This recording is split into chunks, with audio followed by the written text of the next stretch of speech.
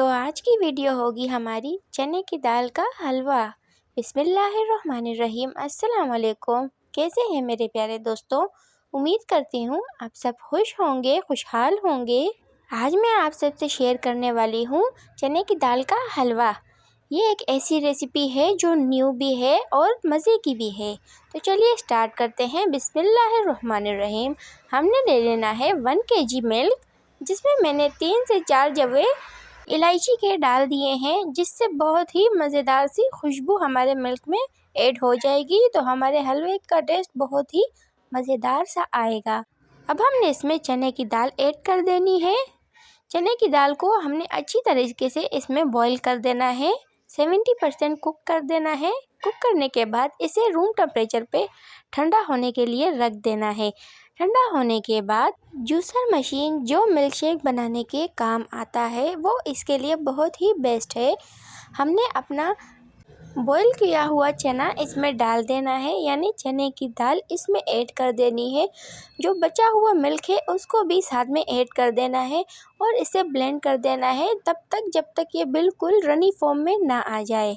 ये एक new recipe है और न्यू टेस्ट के साथ है, तो आप इसको लाजमी ट्राई कीजिएगा।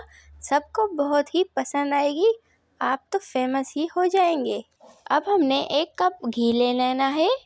आप ऑयल भी ले सकते हैं, लेकिन घी से इसका टेस्ट और ही मज़े का आता है। अब हमने ऑयल को गरम कर देना है।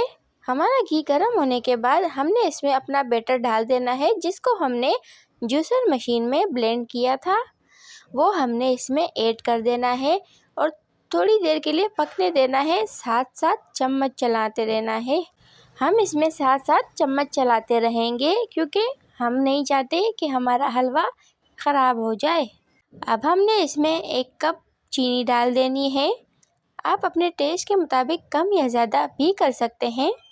अब चीनी को भी इसमें अच्छी तरीके से पका लेंगे। जो कि हमने अपनी दाल पहले से ही मिल्क में बॉईल कर ली थी, तो हमें यहाँ पर ज़्यादा टाइम नहीं लगेगा। हमने इसको तब तक पकाना है जब तक इसका एक खूबसूरत सा कलर ना आ जाए और हमारे हलवे का एक खूबसूरत सा कलर ना आ जाए। अब देखिए हमारा सारा हलवा जो एक साथ हो चुका है। अब हम इसमें गार्निशिंग के लिए कुछ ड्राई फ्रूट्स डालेंगे। ड्राई फ्रूट्स डालने से इसमें और भी मज़े का जायका आएगा। अगर आपके पास नहीं है तो आप स्किप भी कर सकते हैं। तो ये थी हमारी आज की रेसिपी। उम्मीद करती हूँ आप सबको बहुत ही पसंद आई होगी। अगर आपको मेरी वीडियो या मेरी रेसिपी अच्छी लगी हो तो प्लीज़ मेरी वीडियो को लाइक कर दें और मेरे चैनल क्रिएटिव किचन को सब्सक्राइब कर दें। तब तक के लिए मिलते हैं अगली वीडियो में। अल्लाह हाफिज़।